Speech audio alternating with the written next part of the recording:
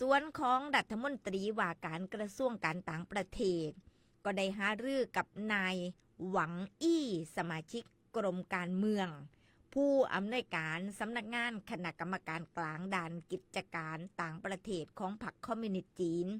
และรัฐมนตรีว่าการกระทรวงการต่างประเทศสาธารณรัฐประชาชนจีนเทมณฑลยูนนานแลกเปลี่ยนความเห็นเกี่ยวกับการพัฒนาล่าสุด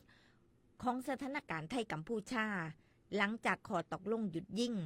โดยไทยเห็นว่าการปรับความสัมพันธ์ทางการทูตควรดำเนินการอย่างค่อยเป็นค่อยไปเพื่อสร้างความเชื่อใจและก็ความเชื่อมั่นระหว่างกัน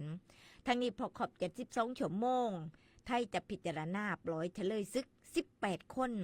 หวังว่ากัมพูชาจะอำนวยความสะดวกให้คนไทยบริเวณชายแดนได้เดินทางลับประเทศ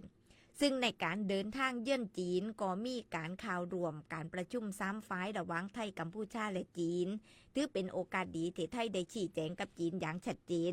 ถึงเจตนารมณ์และก็การดำเนินการของไทยในระยะต่อไปส่วนสถานการณ์หลังลงน้ำในทอยแถลงรวมกองบังคับกองทัพบกนะคะระบุว่าฝ่ายไทยปฏิบัติตามข้อตกลงอย่างเคร่งครัดและก็เฝ้าติดตามสถานการณ์ในทุกจุดตลอดแนวชายแดนอย่างต่อเนื่องจนถึงตอนนี้ยังไม่มีรายงานการละเมิดข้อตกลงหยุดยิงโดยกองทัพภาคที่2แจ้งให้พี่น้องสามารถเดินทางลบสู่ภูมิลำเนาและก็ที่พักอาศัยได้ตามปกติแต่ขอให้ใช้ความระมัดระวังด้วยค่ะและก็คำนึงถึงความปลอดภัยเป็นสำคัญกองทัพเรือโดยกองบัญชาการป้องกันชายแดนจันทบุรีและตราดพิจารณาอนุญาตให้พี่น้องเดินทางลบภูมิลำเนาเพื่อบรรเทาความเดือดร้อนของประชาชนที่จังหวัดสุรินทร์นะคะแจ้งเตือนให้พี่น้องลบภูมิลำเนาได้ตั้งแต่28 ธันวาส่วนกองทัพภาคที่1แจ้งว่ากองกำลังบุรพาอนุญาตให้พี่น้องในอำเภอชายแดนจังหวัดสระแก้วลบข่าวสู่พื้นที่พักอาศัยของตัวเองตั้งแต่วันที่31 ธันวาคม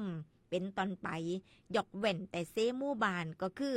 บ้านคลองแพงบ้านตาพระยาบ้านน้องยาแก้วแล้วก็บ้านน้องจานเพื่อให้จุดเก็บกู้วัตถุระเบิดลงพื้นที่ตรวจสอบและก็เคลียร์พื้นที่ก่อนพี่น้องอีเดินทางลบนะคะนี่คือประเด็นสำคัญที่นำเสนอในช่วงตอนรายการวันนี้ค่ะ